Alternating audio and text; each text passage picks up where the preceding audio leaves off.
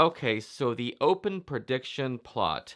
This idea was first a problem posed by Paul Curry. Now, one evening, Paul Curry and a few other magicians were having, let's say, a card jam. Okay, so Paul Curry mentioned this idea to these people, and one of these people took this idea and told Ed Marlowe about it.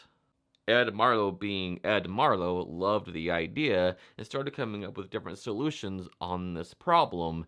And so, this person who told Marlowe about it never mentioned anything about Paul Curry. So, to this day, people often credit the open prediction plot to Ed Marlowe. Of course, Marlowe, being the humble gentleman that he was, never claimed originality on this card problem. He later found out, of course, that it was a Paul Curry idea, and when he found that out, he was just like, okay, that's fine. That's okay, whatever. There's been probably thousands of different variations and handlings throughout the years on this problem. It's sort of one of those holy grail type of tricks like the Akan that we're just still trying to find the perfect method for the problem. So the problem posed was this. So you hand somebody a deck of cards and you have them shuffle it. After they do that, you say you're going to make a prediction. Normally it would be an open verbal prediction. In this case, we'll go for the King of Spades. So you have them start dealing cards face up and look for that card, the King of Spades. And at any moment, you instruct them to deal a card face down and just keep going. At the end, the only reverse card will be that exact card, the King of Spades. Now, obviously, this is an impossible task because true magic does not exist, so of course we have to employ different principles or sleight of hand maneuvers. So in this video, I'm going to teach you a solution of my own, well, really a solution by Ed Marlowe and Ken Krenzel, sort of combined for the same trick. The first one being the original Olaram's open prediction from Marlowe Without Tears, and the other one is Ken Krenzel's remote change from Ingenuities. Now, both of these share similar aspects in terms of handling, but I think having combined these two really makes a powerful effect. Let's get into it. Okay, so the first thing that you want to do is have the person shuffle the cards up, okay, as much as they want to. Now, when you take it back, you need to look at the top card. That top card is going to be your prediction card, okay? So, a good excuse for doing that, of course, you take it back and you say, look at these cards. You shuffle these cards. There's no way I could have predicted where any cards would end up. And just by doing that gesture and doing that and explaining that, I've noticed that the top card in this case is the Two of Hearts, and that'll be our prediction card for this. Now, what you want to do after you get your glimpse of that top card is actually get it reversed on the bottom of the deck, okay? So the way you do that is going to be with an overhand shuffle reverse, okay? So blah, blah, blah. You shuffle these cards. There's no way I could know. You get your peak. So your prediction is the Two of Hearts in this case, blah, blah, blah. So now what you do is as you turn the deck over, you're going to just do an overhand shuffle, but reverse this card. So what happens here is, like a regular overhand shuffle, you sort of put these in an upright position like this naturally. So what you're going to do is leave this card how it is here, stationary. So you do that with your fingers like this, and all you're doing is this, just keeping that card there. You're turning the deck like this, but keeping that top card in place due to friction with your fingers like this. So what's going to happen, this is exposed view like this. You're like this, and shuffle those cards on top of that card. But that's exposed view, of course. You don't want them to see that. So what you do is this. You turn it aside, so your deck biddle hand is covering the action, okay? So blah, blah, blah. You see your Two of Hearts. Now you do this. Now look, you can't see it, okay? So it's completely invisible as you do that. Here's that move one more time. You get your peak. As you go to turn it down, you start your shuffle.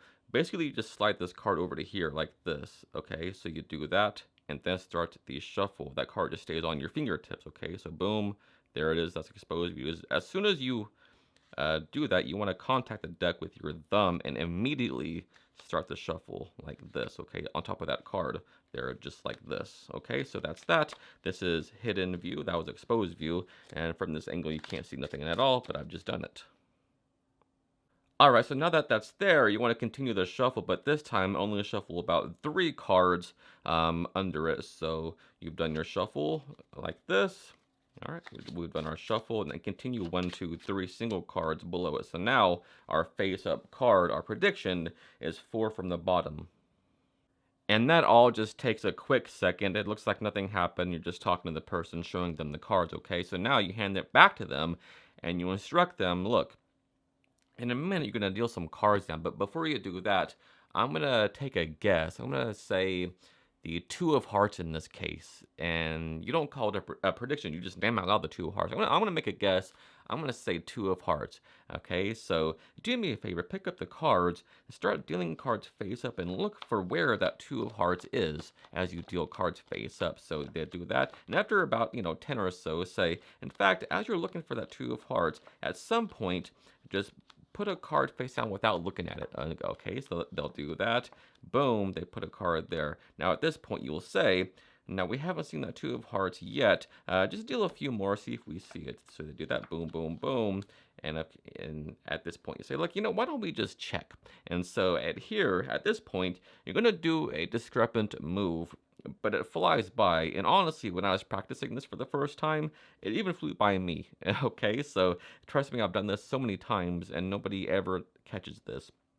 Okay, so now I say, look, let's just check these, okay? So what you do is you take their cards from them and turn them face up and put the dealt cards on here. So really what you've just done is made it to where that real reverse card is towards the bottom and your prediction is in the middle. So at immediately turn these face down, we'll just check. We'll just check where it is, and we'll see your face up card.